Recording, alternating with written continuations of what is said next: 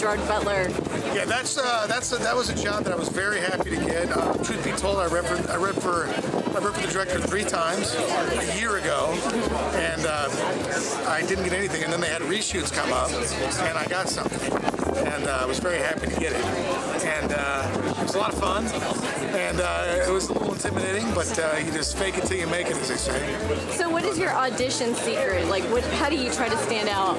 I don't really think I try to stand out. You know, I tell other actors this, and a lot of actors have told me this. There's 1,000 reasons why they don't hire you, and only one why you do.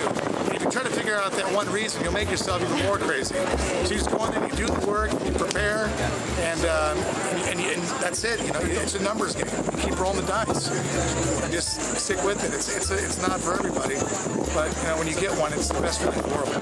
So, who do you want to work with as far as like a director? Who is your director? Oh, wow, there's a long list of those. I've worked with a couple already, but like top of the list, Quentin Tarantino. Oh yeah. Oh yeah. Or I'd like to work with the Coen brothers. Yeah. Who wouldn't? Oh yeah. There's a lot of guys out there that I like to work with, and women too. Good luck. I mean, thank you. You're on the right path. I hope so. Thank you so much. Yeah.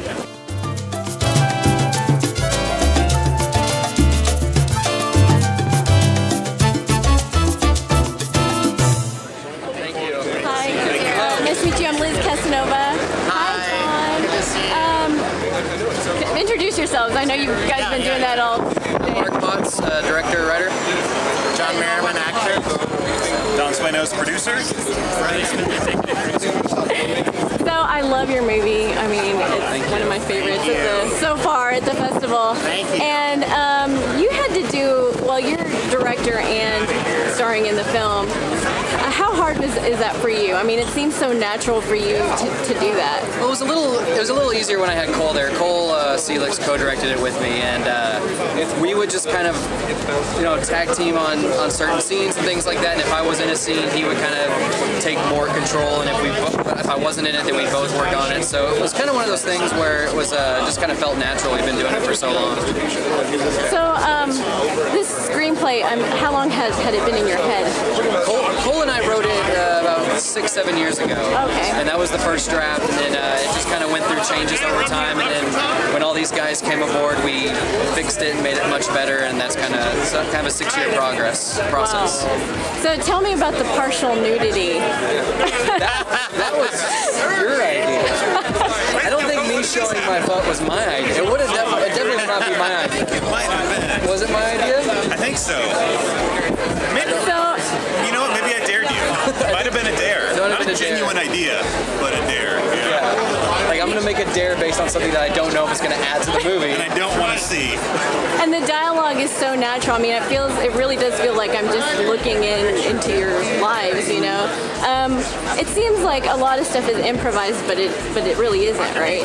I think it was kind of 70-30, 70 scripted, 30 improvised, and like we've known John for a while, and Rand Rackley, the other lead in it, we've been good friends with him, and we had some rehearsals beforehand, and we just all kind of talked about what the characters were like, and so we read the pages, and then just went from there. All right, well, thank you so much. You guys are awesome. Thanks a lot. Thank you. How's it going?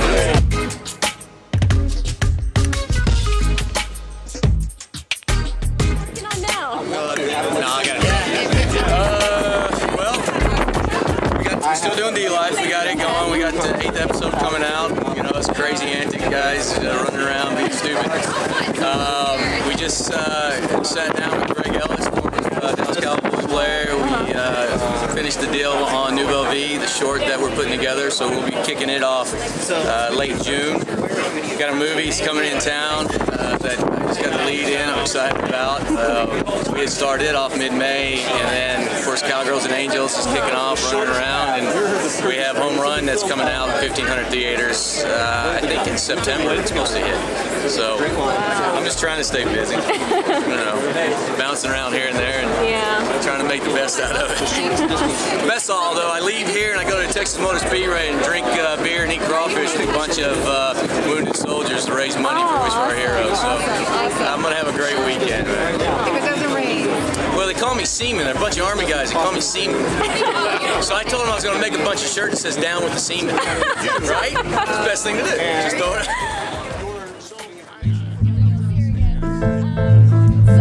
Who's at Home is gotten so many like great reviews and stuff. So you've worked with the DuPlass brothers now. Who do you want to work with? It's a cold hard fact.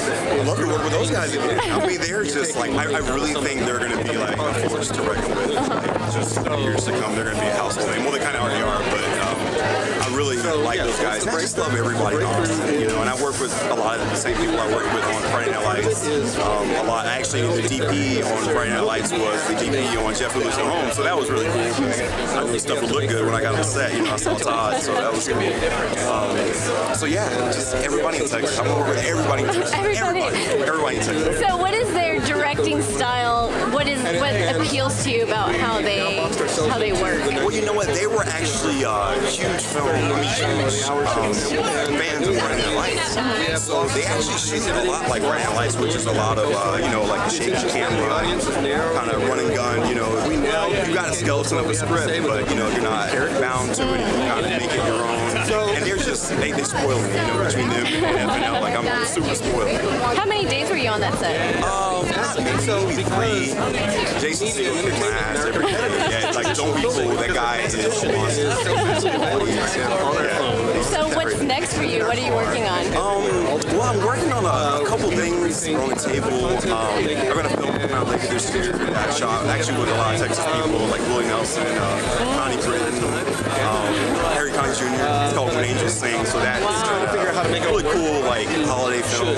So is it like a music thing? Yeah, it's a lot of music. Yeah, like one of the Jonas Brothers was in it. There's a lot of music in it. So it's, I'm interested to see it. I haven't seen any of it, so I'm excited. So who do you play? I play a coffee shop worker, and I'm kind of like the comic relief, and I have some scenes with Harry, and they're hilarious. Oh, wow. There's a 40-foot snowman involved, and that's all I'm saying. It's all up from there, man. You're just going up.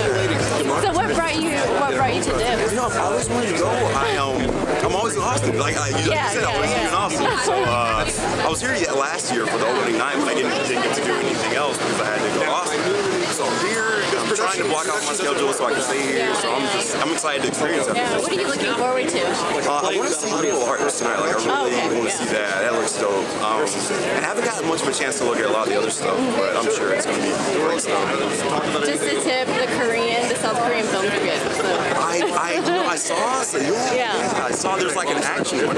Like I mean, there's a little bit of everything. Yeah. So maybe you'll enjoy that. Yeah. So thank you. It's nice seeing you again. Yeah, you too. I'll see you in Austin. Are you in?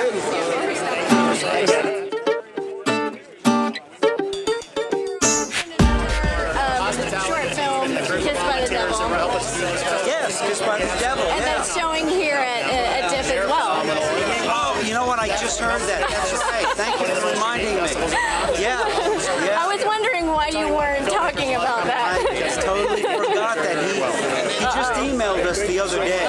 So, you know, I mean, I'm producing, directing this bailout, so that's the only thing that's really on my mind. So what's it like working with legends? What's that? What's it like working with legends? He's an actor's director. Yeah, I mean, he knows how to work with an actor. He knows how to get the best out of you. He talks like an actor, so it's really good. Really good to work with. Which is cool because he's self-taught. He's a self-taught filmmaker. Yeah, so. And he will be also directing an episode of Bailout. Oh, wow. Yeah. So you're not from Texas? I'm from New York, originally. You must like Texas a lot. I love Texas, and I absolutely am in love with Fort Worth. That's where I live. So you go to the Lone Star Film Festival as well?